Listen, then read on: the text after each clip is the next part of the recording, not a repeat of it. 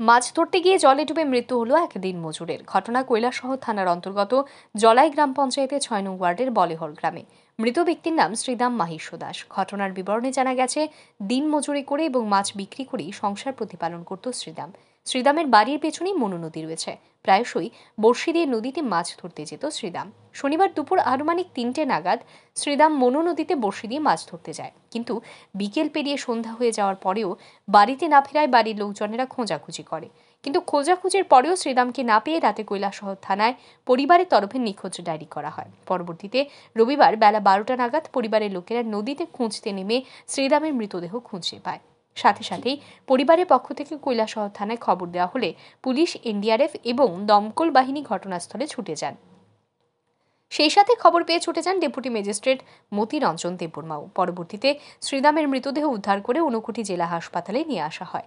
এ বিষয়ে বিস্তারিত জানান ডেপুটি ম্যাজিস্ট্রেট মতি রঞ্জন দেববর্মা।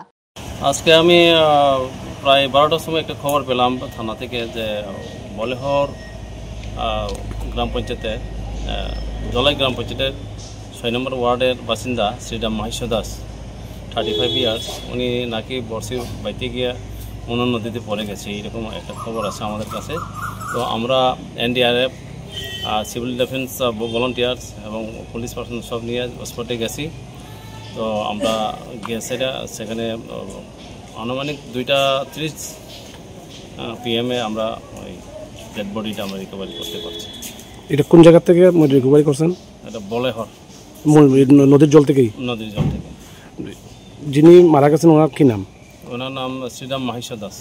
উনি মানে কবে নদীতে মানে মাছ ধরতে গেছে? যা শুনেছি গ্রামবাসী বা ওনার আত্মীয় স্বজনের পক্ষ থেকে গতকালকে প্রায় 3:30টার দিকে উনি গিয়েছিলেন, কিন্তু আর বাড়িতে ফিরে আসে নাই। প্রাথমিকভাবে কি মনে করেন কীভাবে মারা যেতে পারেন উনি? প্রাথমিকভাবে তো এখন বলতে পারছি না, আমরা তো জল থেকে উদ্ধার করেছি, পুলিশের তদন্ত করলে পরে এটা বেরিয়ে আসবে। যিনি মারা গেছেন উনি পেশায় কী করেন? পেশায় উনি একজন দিনমজুর। উনি কি বিবাহিত? বিবাহিত। ছেলে মেয়ে আছে ওনার? ওনার 2 জন ছেলে মেয়ে আছে। ডেড বডি কি এখন জেলা হাসপাতালে? হ্যাঁ, এখন ডিস্ট্রিক্ট হসপিটালের মর্গে আছে। পুলিশের প্রাথমিক ধারণা জলে ডুবে মৃত্যু হয়েছে তার, তবে ময়না তদন্তের পরে মৃত্যুর আসল কারণ জানা যাবে। মৃত শ্রীদাম দাসের 7 বছরের একটি ছেলে এবং 10 বছরের একটি মেয়ে রয়েছে বলেই জানা গেছে। তার মৃত্যুতে অসহায় হয়ে পড়েছে গোটা পরিবারটি।